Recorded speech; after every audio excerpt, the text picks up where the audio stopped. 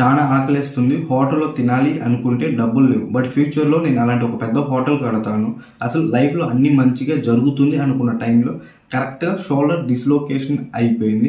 నా కోసం చూసే ఇంతమంది ఫ్యాన్స్ వచ్చారు, బట్ మీకు చేయడానికి నా దగ్గర డబ్బులు లేవు. బట్ గుర్తుపెట్టుకుని March 9, 2018 మిమ్మల్ని అందరిని పిలిచి మీకు ఒక పెద్ద ట్రీట్ ఇస్తాను అని చెప్పిన ద మోస్ట్ ఇన్స్పైరింగ్ స్టోరీ ఎవరో తెలుసా? సుగా. అసలు మనం ఈ వీడియోలో ఏం చూడబోతున్నామంటే BTSలో ఒక మెంబర్ అయిన సుగా డెలివరీ బాయ్ నుండి రాక్ స్టార్ సుగాగా ఎలా మారాడు అనే మోస్ట్ ఇన్స్పైరింగ్ స్టోరీ గురించి మనం ఈ వీడియోలో చూడబోతున్నాం. మీలో ఎవరైనా BTS ఫ్యాన్స్ ఉంటే మాత్రం కింద లైక్ చేసి కమెంట్ చేయడం మర్చిపోకండి. వీడియో నచ్చితే సబ్స్క్రైబ్ చేసుకుని ఇంకా ఆలస్యం లేకుండా మనం వీడియోలోకి వెళ్ళిపోదాం. వీడియోలోకి వెళ్లే ముందు ఐఎమ్ సతీష్. ఇంకా మనం వీడియోని స్టార్ట్ చేసేద్దాం. అసలు సుగా ఎక్కడ జన్మించాడో సౌత్ కొరియాలో డైగు అనే ఒక ప్లేస్లో జన్మించాడు. చాలా పూర్ ఫ్యామిలీకి జన్మించాడు. అసలు వాళ్ళ ఫ్యామిలీలో వాళ్ళ మమ్మీ వాళ్ళ డాడీ ఉంటారు, ఇంకా వాళ్ళ అన్న, ఇంకా లాస్ట్ మన సుగా ఉంటాడు. బట్ ఇందులో మనం గమనించాల్సిన విషయం ఏంటంటే ధనుష్ రఘువరన్ బేటాక్ సినిమా మనలో చాలా మంది చూసుంటాం. అందులో ఎలా అయితే కొంచెం డిస్క్రిమినేషన్ టైప్ వాళ్ళ తమ్ముడిని కాన్వెంట్లో చదివిస్తారు, ధనుష్ అంతా ఇంకా నార్మల్ గవర్నమెంట్ కాలేజెస్లో చదువుతాడు. అలానే సేమ్ హీరో కూడా కొంచెం పార్షియాలిటీ అనేది సుగా వాళ్ళ ఫ్యామిలీలో ఉంటుంది. అసలు సుగా వాళ్ళ ఫ్యామిలీలో సుగా అంతగా చదవడు. సో వాళ్ళ అన్న ఏమడిగినా వాళ్ళ అన్న కోసం అన్ని చేస్తారు వాళ్ళ ఫ్యామిలీలో ఉండేవాళ్ళు. బట్ సుగా ఏమడిగినా దాన్ని లైట్ తీసుకునేస్తారు, ఎందుకంటే వీడు చదవడు, వీని కోసం మనం ఎందుకు ఇంత చేయాలి అని ఒక థాట్లో ఉండేవాళ్ళు. సో సుగా వాళ్ళ అన్న కోసం వాళ్ళ ఫ్యామిలీ ఏం చేయడానికైనా రెడీగా ఉంది, ఎందుకంటే వాళ్ళు పూర్ ఫ్యామిలీ, ఇద్దరిని కష్టపడి వాళ్ళు చదివించలేరు. సో ఎవరో ఒకరు బాగా చదువుతారు కాబట్టి వాళ్ళకి వీలైనంత హెల్ప్ చేద్దామనేసి వాళ్ళ ఫ్యామిలీ అంతా సుగా వాళ్ళ అన్నికి హెల్ప్ చేస్తారు, సపోర్ట్ చేస్తారు. అతి చిన్న తక్కువ వయసులోనే సుగా లోన్లీనెస్కి గురవుతారు, ఎందుకంటే ఫ్యామిలీ సపోర్ట్ అనేది లేదు కాబట్టి లోన్లీనెస్కి గురవుతారు. ఇంకా సుగా స్కూల్కి వెళ్తుంటాడు. కరెక్ట్గా ఆ టైంలోనే స్కూల్కి వెళ్తున్నప్పుడు సుగా వాళ్ళ స్కూల్లో మ్యాథ్స్ టీచర్ ఒక ఆయన ఉండేవాడు.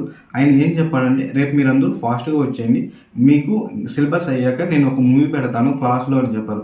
మన స్కూల్లో కూడా చూసుంటాము, కొన్నిసార్లు మూవీస్ పెడుతుంటారు లేదా ఏదైనా సాంగ్స్ పెడుతుంటారు. అలా సుగా వాళ్ళకి చెప్పారు. బట్ ఇందులో ఒక కండిషన్ చెప్పారు, అందరూ వస్తేనే నేను ఈ సినిమా మూవీ అనేది పెడతాను, ఎవరైనా లేట్గా వస్తే ఈ మూవీ పెట్టడం క్యాన్సిల్ చేస్తాను అని చెప్పేశాడు మ్యాథ్స్ టీచర్. సుగా డైలీ ఎలా వచ్చేవాడంటే చాలా లేట్గా వచ్చేవాడు, ఎందుకంటే సుగా దగ్గర డబ్బులు లేవు. సో సుగా నడుచుకుంటూ స్కూల్ వరకు నడుచుకుంటూ వచ్చేవాడు. సో రోజు అలానే వచ్చేవాడు. బట్ రేపు మూవీ పెడుతున్నారు కాబట్టి నార్మల్ కంటే చాలా ఫాస్ట్గా లేచి రెడీ అయ్యాడు. బట్ అక్కడికి పోయేసరికి ఇంకా నడుచుకుంటూ పోయేసరికి అక్కడ లేట్ అయ్యింది. సో అందరూ ఏం చేశారంటే సుగాని తిట్టారు, ఎందుకంటే మ్యాథ్స్ టీచర్ సినిమా పెట్టడం మానేశాడు, ఎందుకంటే అందరూ వస్తేనే సినిమా పెడతానని ముందే చెప్పాడు. సో సుగా రాలేదనేసి ఆ మూవీ పెట్టడం ఆపేశారు.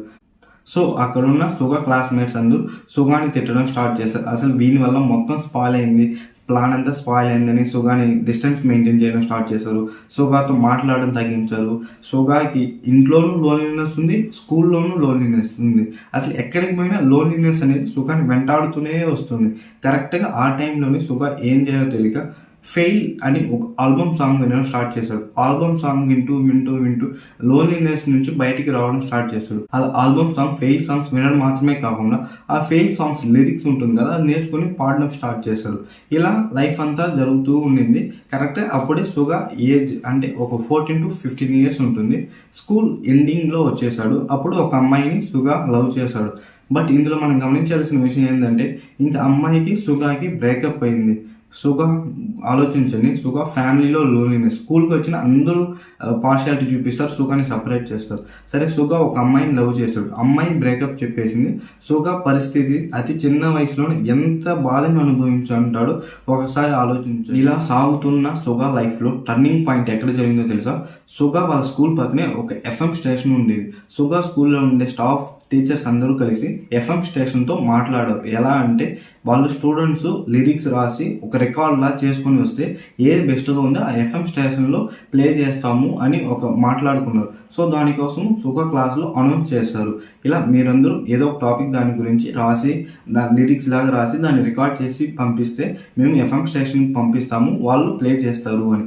సో ఇంకా స్టూడెంట్స్ అందరూ ఇంటికి వెళ్ళి వాళ్ళకి తోచిన టాపిక్స్ గురించి రాశారు. కొంతమంది ఎడ్యుకేషన్, కొంతమంది సౌత్ కొరియా గురించి, కొంతమంది నేచర్ గురించి, ఇలా ఎన్నో రాశారు. కానీ మన సుగా ఏం రాశాడో తెలుసా? My letter to my ex girl friend అని ఒక లిరిక్ లా రాసి దాన్ని రికార్డ్ చేశాడు. అసలు అందులో ఏం రాశాడో తెలుసా? నువ్వంటే నాకు చాలా ఇష్టము, అసలు నిన్ను మళ్ళీ నా లైఫ్లోకి తిరిగి రా అని నేను ఎప్పటికీ నిన్ను పిలవను, కానీ నువ్వంటే ఎంత ఇష్టము అని నా ఫీలింగ్స్ని నేను ఎక్స్ప్రెస్ చేయాలి అనుకుంటున్నాను. సో రెస్పెక్ట్ మై ఫీలింగ్స్ అని ఆ my letter to my ex girl friend అనే లెటర్లో రాశాడు. ఇవి చూసారు ఇంకా టీచర్స్, దీన్ని చూసి ఏం తెలుసా ఫీల్ అయ్యారు, చాలా ఇంట్రెస్టింగ్ అనిపించింది. అంటే అందరూ రాశారు, బట్ సుగా రాసిన దాంట్లో ఆ లిరిక్స్ కానీ ఆ వర్డ్స్ కానీ అవి పర్ఫెక్ట్గా మ్యాచ్ అయినాయి. ఒక పాటకి కావాల్సిన ఆ లిరిక్స్ అనేది కరెక్ట్గా ఉంది. సో అక్కడ ఉన్న స్టాఫ్ టీచర్స్ అందరూ సుగాని ఎంకరేజ్ చేయడం స్టార్ట్ చేశారు. నువ్వు చాలా బాగా రాస్తున్నావు, నువ్వు ఒక లిరిక్స్ రాసి సాంగ్స్ అనేది పాడవచ్చు కదా అని ఎంకరేజ్ చేశారు. సుగాకి ఆల్రెడీ లోన్లీనెస్ ఉన్నప్పుడు హెల్ప్ చేసిన మ్యూజిక్ ఒకటే ఫెయిల్ అనే ఆల్బమ్. వీళ్ళందరూ ఎంకరేజ్ చేసే లోపల ఇంకా సుగాకి ఆల్రెడీ మ్యూజిక్ అంటే ఇంట్రెస్ట్ కాబట్టి ఇంకా సుగా కూడా లిరిక్స్ రాసి ఆ సాంగ్స్ అనేది రికార్డ్ చేయడం స్టార్ట్ చేశాడు. తన దగ్గర ఉన్న చిన్న చిన్న వస్తువులతో ఎలాగో అలా కొన్ని సాంగ్స్ రాసి రికార్డ్ చేశాడు. తను చేర్చి పెట్టుకున్న మనీతో సీడీ కొని ఆ సాంగ్స్ అని ఆ సీడీలోకి ఎక్కించాడు. తర్వాత సుగా ఆ సీడీని అమ్మాలని ఊరంతా తిరిగిన ఒక్కరు ఆ సీడీని ఎవ్వరు కొనలేదు. కరెక్ట్గా ఆ టైంలోనే ఆ సాంగ్స్ విని నీ సాంగ్స్ చాలా బాగున్నాయి, బట్ ఆ క్వాలిటీ సెన్స్ అనేది చాలా తక్కువగా ఉంది, నువ్వు బెటర్ టు స్టూడియోలో నువ్వు రికార్డ్ చేస్తే ఆ సాంగ్స్ క్వాలిటీ అనేది బాగుంటుంది, నువ్వు రీచ్ అవ్వడం చాలా ఈజీగా ఉంటుందని ఒకరు చెప్తారు. సో దానికోసము ఇంకా సుగా ఆ స్టూడియోలో జాయిన్ అయ్యాడు. బట్ స్టూడియోలో జాయిన్ అయితే ఏం చెప్పారంటే, మేము నీకు శాలరీ అంతా ఇవ్వము, జస్ట్ నీకు బస్ ఛార్జ్కి మాత్రం ఇస్తామని చెప్పారు. బట్ సుగా ఏం చేశారంటే, సరే స్టూడియోలో ఉంటే మనం ఏమని నేర్చుకోవచ్చు, ఎలా ఆపరేట్ చేయడం నేర్చుకోవచ్చు అని సరే ఓకే అన్నాడు. బట్ సుగాని ఎప్పుడు దాన్ని ముట్టుకొని ఇవ్వలేదు, జస్ట్ క్లీన్ చేసి కూర్చొని ఇంకా కాఫీ టీల కోసం తిప్పిస్తా ఉన్నాడు. బట్ సుగాకి ఇచ్చే బస్ ఛార్జ్ డబ్బులు ఏం చేస్తారంటే కొన్ని సార్లు సుగాకి చాలా ఆకలేస్తుంది. ఆకలేసిన టైంలో ఏంటంటే కాఫీయో బన్నో ఏదో ఒకటి తినేస్తాడు. తర్వాత ఇంకా బస్సులో వెళ్ళడం మానేసి ఇక్కడి నుంచి ఇంటి వరకు నడుచుకుంటే పోయేవాడు సుగా. లైఫ్లో చాలా అంటే చాలా కష్టపడ్డాడు. ఇంత కష్టపడుతున్న టైంలో సౌత్ కొరియాలో బిగ్గెస్ట్ ఎంటర్టైన్మెంట్ ఆడిషన్స్ని స్టార్ట్ చేశారు. అందులో సుగా పార్టిసిపేట్ చేశాడు, బట్ ఫెయిల్యూర్ అయ్యాడు. ఆ బిగ్గెస్ట్ ఎంటర్టైన్మెంట్ ఆడిషన్లో సుగా సెలెక్ట్ అవ్వలేదు, ఫెయిల్యూర్ అయ్యాడు. ఇంకా లాస్ట్కి సుగాకి ఒకటి అర్థమైంది, ఇక్కడే ఉంటే మన లైఫ్లో ఎప్పుడు ఇక్కడే ఉండిపోతాము, సో మనం ఇంకో స్టెప్ తీసుకోవాలంటే మనం వెళ్ళాల్సిందే సియోల్కి అని ఫిక్స్ అయ్యాడు. ఇప్పుడు మనం ఎలా అయితే సినిమాల కోసము తిరగాలి, షార్ట్ ఫిల్మ్స్ కోసం తిరగాలంటే మనం చెన్నై, హైదరాబాద్కి వెళ్ళి మన ఛాన్సుల కోసం తిరుగుతాము, అలా సుగా సియోల్కి వెళ్ళడం స్టార్ట్ చేశాడు. సియోల్కి వెళ్ళి చాలా అంటే చాలా కష్టం పడ్డాడు. ఇంకా వేరే ఆప్షన్ లేకుండా ఇంక మన లైఫ్ ఇంతేనేమో, ఇంకా మనం దేనికి పనికిరామేమో, అసలు మనం ఎందుకు జీవిస్తున్నాం, మనం ఏం చేసినా మనం ఫెయిలియర్ అవుతూనే ఉన్నాం, అసలు ఇంట్లోనూ సపోర్ట్ లేదు, మన ఫ్యామిలీ సపోర్ట్ లేదు, మన ఫ్రెండ్స్ సపోర్ట్ లేదు, మనం ప్రేమించిన అమ్మాయి మనతో లేదు, ఇంకా మనం జీవించడం ఎందుకు అని స్లీపింగ్ పిల్స్ వేసుకున్నాడు. అప్పుడు వాళ్ళ రూమ్మేట్స్ చూసి ఇంకా వెంటనే హాస్పిటల్కి తీసుకెళ్లారు. హాస్పిటల్కి తీసుకెళ్తేనే ఇంకా డాక్టర్ సుగాతో మాట్లాడారు, అసలు నీకేం ప్రాబ్లం, అసలు నువ్వు ఎందుకు ఇలా చేసుకున్నావు అంటే అప్పుడు సుగా జరిగిందంతా చెప్తాడు. అప్పుడు డాక్టర్ ఒక అడ్వైస్ ఇస్తాడు, నీ ప్యాషన్, నీ డ్రీమ్స్ నాకు అర్థమైంది, బట్ నువ్వు రెండింటిని మేనేజ్ చేయాలంటే ఎర్లీ మార్నింగ్, నైట్ టైమ్స్లో జాబ్ చేయి, మిగిలిన టైంలో నీ డ్రీమ్స్ కోసము పోరాడు, కష్టపడు, డెఫినెట్లీ నువ్వు సక్సెస్ అవుతావని చెప్తాడు. డాక్టర్ చెప్పింది నచ్చి వెంటనే సుగా డెలివరీ బాయ్గా నైట్ టైమ్స్లో జాయిన్ అవుతాడు. ఇంకా ఫుడ్ డెలివరీ అంతా చేస్తూ ఉంటాడు. డెలివరీ బాయ్గా పనిచేస్తూ తన డ్రీమ్స్ కోసం పోరాడుతున్నప్పుడు స్కూల్ లవ్ అఫైర్ అని ఒక ఆల్బమ్ 2013లో లాంచ్ చేశారు. బట్ ఆల్బమ్ అనేది అంత రీచ్ అవ్వలేదు. సరే ఇంకా మనం బెస్ట్గా ఇద్దాము, ఇంకా మన లైఫ్లో వచ్చేస్తున్నాము అనుకున్న టైంలో మన సుగాకి షోల్డర్ అనేది డిస్లోకేట్ అయింది కాబట్టి ఇప్పటికి కూడా సుగా కరెక్ట్గా హ్యాండ్ అనేది ఫుల్గా రొటేట్ చేయలేడు అని చెప్తున్నారు. అది మాత్రమే కాకుండా సుగా ఎప్పుడు సాంగ్స్ వినడం వల్ల ఇయర్ ప్రాబ్లమ్స్ వచ్చిందని, ఇంకా 2013లో ఆ స్కూల్ లవ్ అఫైర్ ఆల్బమ్ అనేది అంత హిట్ అవ్వలేదు. అయినా కంటిన్యూస్గా ట్రై చేస్తూ 2015లో BTS మంచి సక్సెస్ అనేది పొందింది. సో అప్పుడు సుగాని చూడడం కోసం కొంతమంది ఫ్యాన్స్ వచ్చారు.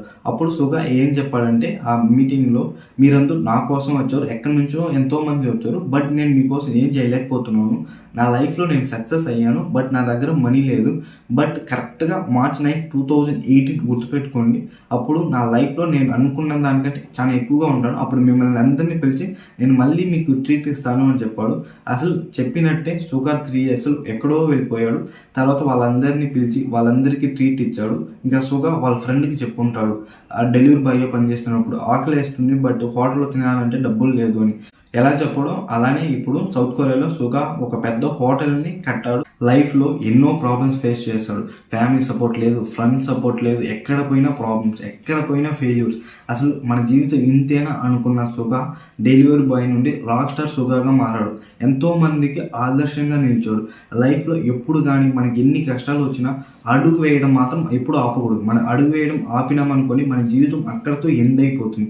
లైఫ్లో మనకి ఎన్ని కష్టాలు వచ్చినా అడుగులు వేస్తూనే ఉండాలి. ప్రతి అడుగు వేసిన అడుగు కంటే ఇంకా స్ట్రాంగ్గా వేయాలి, ఇంకా స్ట్రాంగ్గా వేయాలి.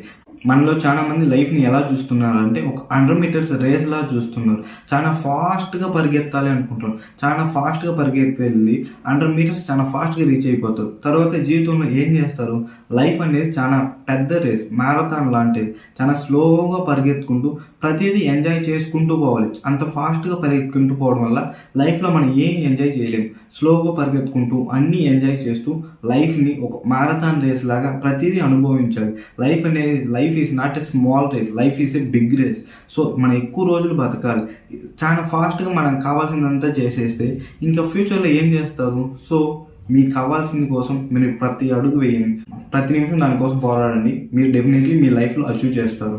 మీ ఫ్రెండ్స్ ఎవరైనా BTS ఫ్యాన్స్ ఉంటే, మెయిన్గా సుగా ఫ్యాన్స్ ఉంటే, మీ ఫ్రెండ్స్కి ఎవరైనా లోగా అని ఫీల్ అవుతుంటే ఇన్స్పిరేషనల్ స్టోరీ వాళ్ళకి షేర్ చేయండి. ఎంతో యూస్ఫుల్గా ఉంటుంది. ఈ వీడియో మీకు నచ్చినట్లయితే లైక్ చేసి, సబ్స్క్రైబ్ చేసి, కమెంట్ చేయడం మాత్రం మర్చిపోకండి. ఇలాంటి ఒక వీడియోతో రేపు మిమ్మల్ని కలుస్తాను. అంతవరకు మన ఛానల్ సబ్స్క్రైబ్ చేసుకోండి. బాయ్.